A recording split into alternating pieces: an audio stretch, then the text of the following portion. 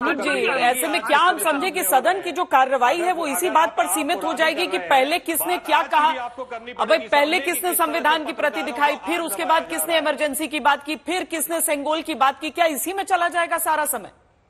नहीं नहीं नहीं, इसमें नहीं जाएगा। अगर ये इस तरह की शुरुआत करेंगे तो उसका जवाब माकूल दिया जाएगा। जी, यही बात ध्यान में रखना होगा। जी, अगर ये कॉर्पोरेशन की बात करेंगे, आज का जवाब भी तो दीजिए ना, आप आज का भी जवाब दीजिए। तो सरकार परंपराओं से ही चलेगी, सरकार रूल ऑफ द लॉ से चलेगी, सरकार पार्लियामेंट की रूल बुक है उससे चलेगी, उसमें कोई दो राय नहीं है। ठीक है अरविंद जी, तनुज जी, सबका विकास की बात जी अरविंद जी, तनुज जी आपसे यही सवाल। जी वही मैं कह रहा हूं, ये आप कह रहे हैं कि सारी बातें करनी पड़ेंगी, तो मैं कह रहा हूं आज की बात कोई क्यों नहीं कर रहा है कि आज किस तरह से संविधान की जो है को बिगाड़ा जा रहा है, उसके खिलाफ काम किया जा रहा है। आज की भी तो हमको बात करनी पड़ेगी ना। अब आप चलिए, मैं मान लिया आप पुरानी बात एक याद कर रहे हैं, आपको इतिहास के पन्नों में लिखा हुआ है, आप उसकी बात करिए, लेकिन हम आज की बात कर रहे हैं कि आज किस तरह से भारतीय जनता पार्टी ने संविधान के ऊपर हमला किया है, लगातार हमला किया है और लगातार उसके खिलाफ काम कर रही है। आज की सरकार ने आपके कई सारे मामले हैं, आप देख लें, उत्तर प्रदेश में ही अगर आप देख लें, आप किसी का घर तोड़े जा रहे हैं, आप ईडी और सीबीआई को भेजे, किसी के पास भी भेजे जा रहे हैं, उसका दुरुपयोग कर रहे हैं, राजनीतिक लाभ के लिए आप उसका दुरुपयोग कर रहे हैं। मैं यही बार बार कह रहा हूं कि आज की परिस्थिति आप देखिए, 10 साल में क्या हुआ है, 10 साल में हमने क्या झेला है विपक्ष ने आज, तो ये इसकी भी बात तो हमको करनी पड़ेगी। अगर हम इतिहास की बात करेंगे, पुरानी सरकारों की बात करेंगे, तो हमको आज की सरकार, ये भी पुरानी सरकार हो गई, अब तीसरी बार आप आए हैं, इस बार जनता ने भारतीय जनता पार्टी को पूर्ण बहुमत नहीं दी, आपने गठबंधन की सरकार वहां बनाई है, फिर भी बार बार कह रहे हैं पूर्ण बहुमत की सरकार है, पूर्ण बहुमत की सरकार है। तो लेकिन वही मैं कहना चाह रहा हूं कि हमारे जितने भी लोग हैं, हमको आज चर्चा करनी पड़ेगी, क्योंकि आपके सांसदों ने, उस समय सांसद थे ये लोग, उन्होंने सीधे सीधे कहा था कि हम संविधान को बदलेंगे। उस पर हमें बहुत आपत्ति है, क्योंकि संविधान को इतनी आसानी से नहीं बदला जा सकता। आप क्या खत्म करने की बात भी कही थी आपके सांसदों ने संविधान को। ठीक है जीवीएल जी, लगता है ये चीज जो है ना, आप लोग चुनाव भर भी बोलते रहे, लेकिन चूंकि कुछ ऐसे बयान आ जाते हैं जो नहीं आने चाहिए, और वो जब तक आप लोग उस पर कोई मुकम्मल एक्शन लेंगे नहीं, तब तक विपक्ष की तरफ से ये बातें उठेंगी, और जब तक ऐसी बातें उठेंगी तब तक हम समझेंगे कि जो काम होना चाहिए वो नहीं होगा। ये सारी बातों पर ही चर्चा रह जाएगी।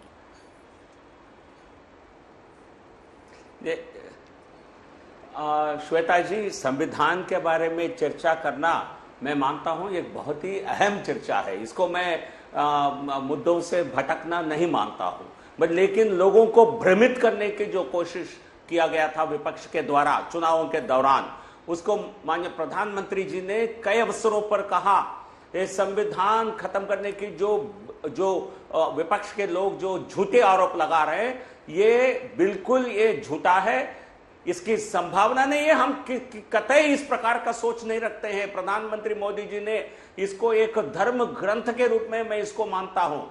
मैं अपनी सरकार केवल और केवल, मेरे लिए कोई धर्म नहीं है, केवल और केवल मेरे लिए मेरा अपने संविधान मेरे लिए सबसे प्रमुख है। इतना स्पष्ट रूप से कहने के बाद आप झूठे आरोप लगाते रहे। आज राष्ट्रपति जी के अभिभाषण में यह सरकार के हाथों में अगले 5 साल और आने वाला समय संविधान के लिए पूरी रक्षा होगी, और ऐसा इस प्रकार का कभी हमला हुआ था तो 75 में हुआ था, क्या यह कहना जरूरी नहीं था? कोई कह रहा था कोई राजनीतिक बयानबाजी है, कोई राजनीतिक बयानबाजी नहीं है।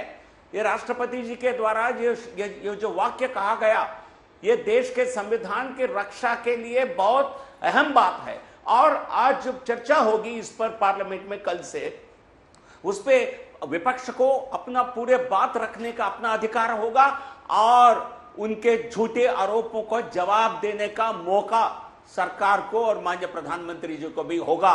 देश के सामने हकीकत प्रस्तुत करना, इस प्रकार का भ्रम से लोगों को, इस प्रकार का भ्रम को दूर करना, यह भी सरकार का कर्तव्य है। अमृत काल है, आने वाले 25 वर्ष, इसमें भारत की जनता को अब भागीदारी करनी चाहिए, भारत को एक विकसित राष्ट्र बनाना चाहिए। हमारा सारा लक्ष्य सकारात्मक है, आपका सारा लक्ष्य नकारात्मक है। आप भारत की प्रगति नहीं देखना चाहते हैं? आप केवल अपने राजनीतिक उद्देश्यों से भारत को और संविधान को, संसद को बाधित करना चाहते हैं। राजीव जी, क्या तारीखों का महत्व रह जाता है? मैं इसीलिए पूछ रही हूं क्योंकि आपने कहा कि पीछे अगर जाएंगे तो और कितना पीछे, और 100 साल का जिक्र पूरा आ जाएगा उसमें। अगर एक 25 जून की तारीख को लेकर बीजेपी की तरफ से बयान हुआ या फिर स्पीकर की तरफ से एक प्रस्ताव पारित किया गया, तो उसमें विपक्ष की आपत्ति क्या? नहीं श्वेता जी, इनकी पीड़ा झलकती है इमरजेंसी से, क्योंकि महामहिम राष्ट्रपति जी के बगल में जो महामहिम उपराष्ट्रपति साहब खड़े थे, वो भी इमरजेंसी में कांग्रेस में ही थे। और कांग्रेस जो हम लोगों ने सुना है कि इमरजेंसी के दौर में जिस शख्स ने सबसे ज्यादा कड़ाई किया था, या उसको कोई भी शब्द दे दीजिए, उनके पत्नी और बेटे को आज भी इनके पार्टी में है और सांसद बनाकर सम्मानित कर रहे हैं। तो ये इनका दोहरापन हर जगह आता है। अगर आप इतने पीड़ा में हैं तो इमरजेंसी लागू करने वाले को आप उपराष्ट्रपति से लेकर मंत्री तक क्यों बना रखे हैं? आप इनका चरित्र उजागर होता है ना। इसीलिए हम कह रहे हैं कि हम तो नहीं कह रहे हैं कि इमरजेंसी सही बात थी। आप बार बार उसको महामहिम ने, राष्ट्रपति ने बोला, आप बोल रहे नॉर्थ ईस्ट में विकास और शांति की बात कर रहे हैं, मणिपुर की बेटी के ऊपर खामोश, बेरोजगारों के ऊपर खामोश, और सेना के मॉडर्नाइजेशन की बात करते हैं, सेना को आगे बढ़ाने की बात करते हैं, अग्निवीर लगा दिए। देश के नौजवानों के भविष्य के साथ, देश की सुरक्षा के साथ आपने जो खिलवाड़ किया। हिंदुस्तान की सेना के नरसिम्हा राव साहब सबसे बड़ी ताकत थी। कितने बड़े देश में जो हमारा जवान सियाचिन ग्लेशियर के -50 डिग्री में ड्यूटी करता था, वो +50 के रेगिस्तान में भी करता था। आपने 4 साल में रिटायर कर दिया। हमको राजीव राय को 5 साल का सांसद का कार्यकाल चाहिए, इस उम्र में माननीय प्रधानमंत्री जी को 5 साल का चाहिए, लेकिन मेरा नौजवान बेटा और भाई 4 साल में रिटायर हो जाएगा। और 4 आप कहते हैं। मैं तो आपसे एक और बात कर रहा हूँ, इस सदन में जब ये अग्निवीर योजना आई थी तो आपके तमाम उद्योगपति मित्रों ने कहा था कि हम इनको भर्ती करेंगे, हम इनको रिक्रूटमेंट कर देंगे। 2 बातें मैं महत्वपूर्ण कहना चाहूंगा, देश को जानना चाहिए। और खाली सिंगल मुद्दा नहीं है, मैंने तो व्यक्तिगत रूप से आज नोटिस दिया है, मैंने बेरोजगारी बुनकरों पर नोटिस दिया है, कल आएगा। मैंने नीट पर पेपर लीक पर दिया है। उन सब बातों को सिंगोल के और उसके आचरण छुपाइए मत। मैं ये पूछना चाहता हूँ कि व्हाइट पेपर लेकर आएंगे क्या? व्हाइट पेपर लेकर, देखिए आपने बीच में बोला नहीं, बेचैनी मत होइए, मैं जान रहा हूँ। व्हाइट पेपर लेकर आएंगे क्या कि इतने अग्निवीरों को 4 साल बाद नौकरी दी गई? वो जिस 75% अग्निवीरों को सेना अगर ठप्पा मार कर भेज दे कि आगे नौकरी देने लायक नहीं थे, उसको कौन नौकरी देगा? आप देश के साथ झूठ बोलते रहे और खिलवाड़ करते रहे। आप सस्ते सिलेंडर की बात कर रहे हैं, सिलेंडर महंगाई पर बात हुई क्या? आज बढ़ते महंगाई की बात हुई, बढ़ते बेरोजगारों की बात हुई, नौकरियों की बात हुई। जो देश के नौजवानों से, गरीबों से सीधे जुड़ा हुआ मसला है, आरक्षण की बात हुई, आपने नहीं कहा। आप झूठ मूठ के घुमाते रहेंगे बात को, और आप बचने वाले नहीं हैं। ये 2014 और 19 वाला सदन नहीं है, याद रखिएगा। हर मुद्दे पर आपको आईना दिखाया जाएगा, हर मुद्दे पर आपसे जवाब मांगा जाएगा। और उम्मीद ये करता हूं कि तानाशाही आपकी नहीं चलेगी, चाहे पीठ की तरफ से हो, चाहे सरकार की तरफ से हो। जिन मुद्दों पर आपको शर्म नहीं आई, मणिपुर के बारे में एक शब्द नहीं बोलना चाहिए था। आप नॉर्थ ईस्ट की विकास और शांति की बात कर रहे हैं, मणिपुर की बेटी याद नहीं आती है? देश के किसान आत्महत्या कर रहे हैं, किसानों की बात करते हैं, आत्महत्या कर रहे किसानों की बात आपको याद नहीं आती है? बेरोजगार नौजवानों की बात याद नहीं आती है? भूखमरी से मर रहे बच्चों की बात याद नहीं आती है? आप मुद्दों से भटकाना चाहेंगे सदन में। इसीलिए मैं कह रहा हूं, पिछली तारीख को उभारकर बात को घुमाइए मत। पिछली तारीख की बात करेंगे तो देश के सबसे बड़े अपराधी आप लोग हैं। अमृत काल में जो देश मना रहा है उसके खिलाफ आप लोग खड़े थे, अंग्रेजों के साथ खड़े थे। भारत छोड़ो आंदोलन में अंग्रेजों के खिलाफ लड़ने वालों को कुचलने की बात कर रहे थे। सबसे पहले माफी मांगना चाहिए। तो आप 50 साल, 75 साल, 100 साल, कितने साल तक पीछे की आप आगे की बात कर रहे हैं राजीव जी।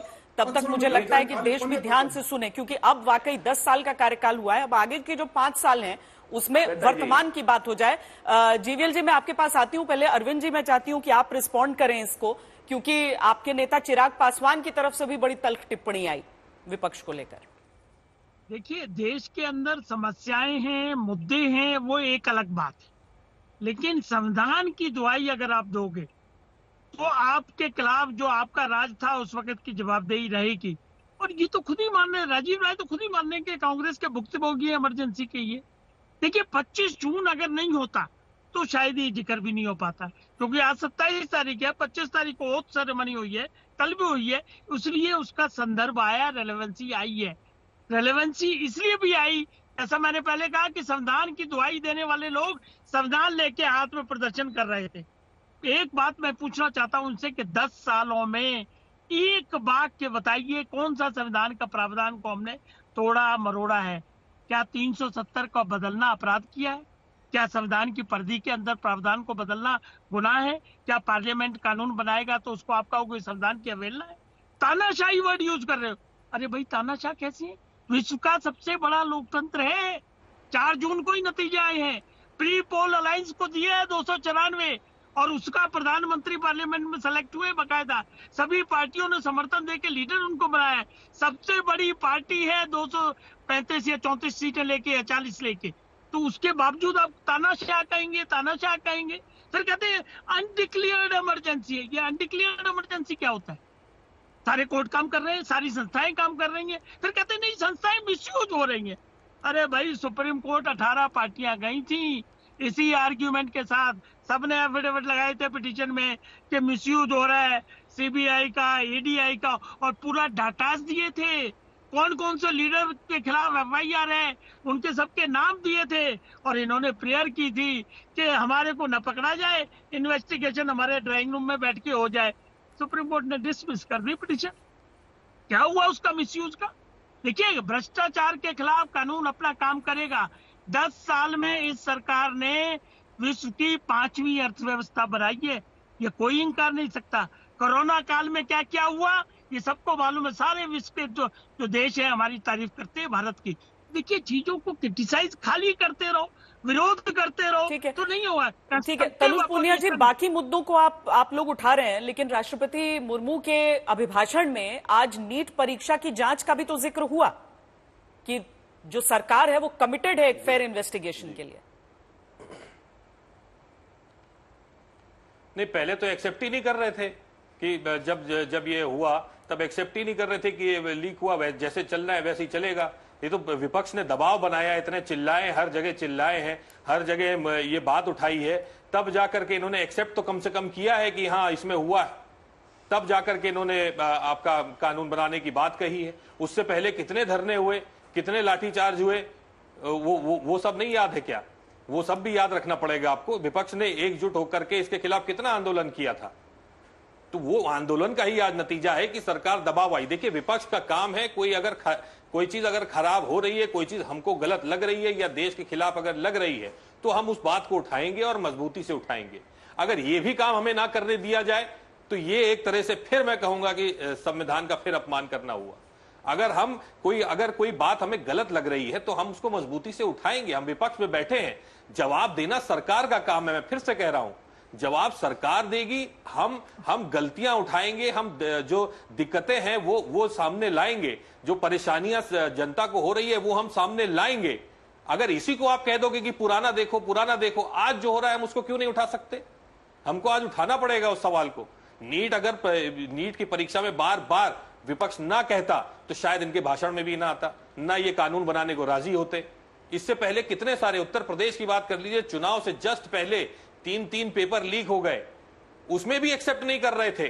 बाकायदा सबूत जगह जगह लोग दे रहे थे कि ये देखिए 9 बजे का पेपर है, 7 बजे सारे क्वेश्चन के साथ आंसर नेट पे आ गए हैं, टेलीग्राम पे चल रहे हैं, व्हाट्सएप पे चल रहे हैं।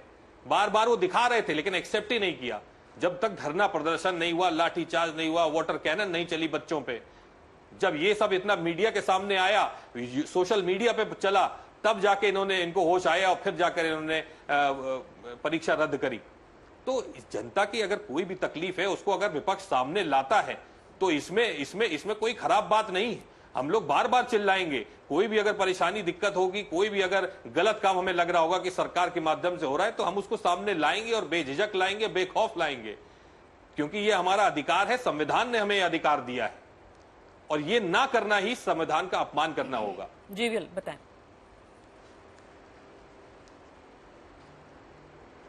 नहीं, इनकी बातें बहुत अच्छे हैं, पूनिया जी ने बात बहुत अच्छी कही, लेकिन ये आपके कॉन्डक्ट में ये सब नहीं दिखा पिछले 10 साल में। एक कंस्ट्रक्टिव अपोजिशन नहीं, एक डिस्ट्रक्टिव अपोजिशन के रूप में आपने काम किया, तभी तो आपको तीसरी बार विपक्ष में ही बैठना पड़ा। क्या जनता तीसरी बार मोदी जी की सरकार को सुनकर भेजी है? तो क्या सस्पेंड कर देते? नहीं, तनुज जी उनको तो बात तीसरी बार सरकार में आना, ये एक तीसरी बार सरकार में आना ये कोई छोटी बात नहीं है। ये एक हिस्टोरिक मैंडेट थी।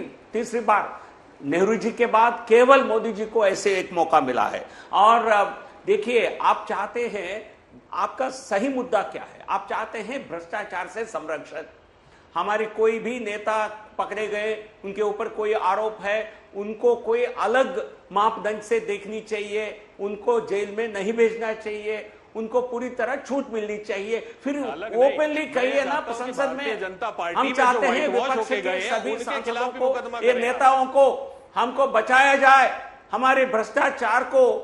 सुन लीजिए, तो भ्रष्टाचार से हम भ्रष्टाचार करते रहेंगे, कोई कार्रवाई ना हो, इस प्रकार का कोई नया व्यवस्था बनाया जाए। आप डिमांड रख सकते हैं, व्हाइट वॉश क्यों हो रहा है? यही डिमांड रख सकते हैं। और दूसरी तरफ आप इमरजेंसी की चर्चा नहीं करना चाहते हैं, बट लेकिन आप अपना गुणगान संविधान, अपने गुणगान गाना चाहते हैं। स्वतंत्रता आंदोलन, हमने स्वतंत्रता दिलाई, as if you are responsible for it.